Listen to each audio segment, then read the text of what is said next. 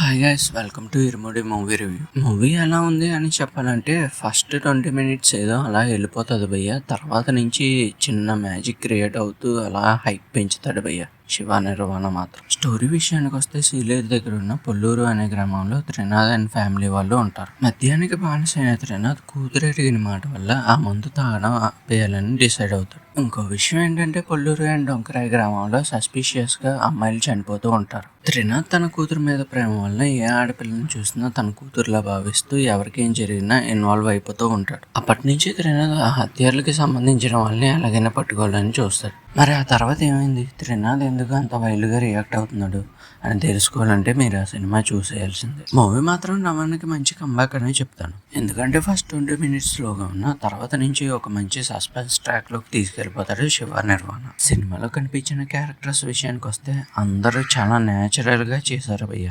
Trinath character చేసిన రమణ కోసం ఎంత చెప్పినా తక్కువే.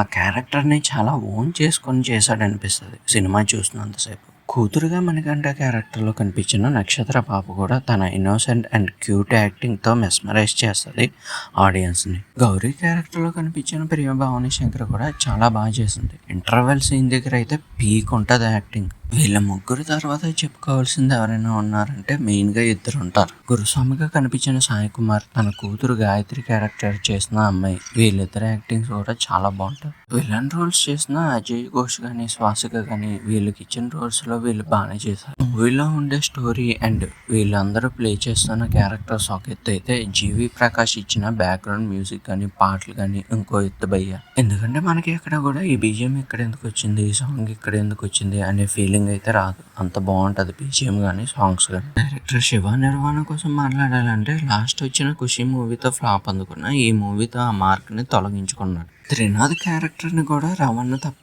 ఇంకెవరూ చేయలేరు అన్నంతలా చూపించాడు శివ నిర్వాణ. మూవీలో కనిపించే యాక్షన్ సీన్స్ బాగుంటాయి. సినిమాటోగ్రఫీ అయితే టూ గుడ్ ఉంటుంది. నేను థియేటర్ లో గమనించిన ఇంకో విషయం ఏంటంటే క్లైమాక్స్ సీన్ ని అందరూ బాగా ఓన్ చేసుకుంటున్నారు భయ్య. చాలా సంవత్సరాల తర్వాత ఒక సినిమాకి ఇంతలా కనెక్ట్ అవడం నేనైతే చూస్తాను. ఎనీవే, ఇప్పటిదాకా ఎవరైనా సినిమా చూడకపోతే వెళ్ళి చూసండి. రావణ నుంచి మంచి మాస్ కంబ్యాక్ మూవీ వచ్చిందని అయితే నేను చెప్తాను. ఇంతవరకు ఈ వీడియోని ఎవరైనా చూసినట్టు కనుక అయితే ఈ వీడియో ఎలా అనిపించిందో కామెంట్ చేయండి. నచ్చితే లైక్ చేయండి, షేర్ చేయండి, సబ్స్క్రైబ్ చేసుకోండి. 500 కూడా ఒక 50 సబ్స్క్రైబర్స్ తక్కువ ఉన్నారు అంతే. అది కూడా కంప్లీట్ చేసేయండి వీలైతే.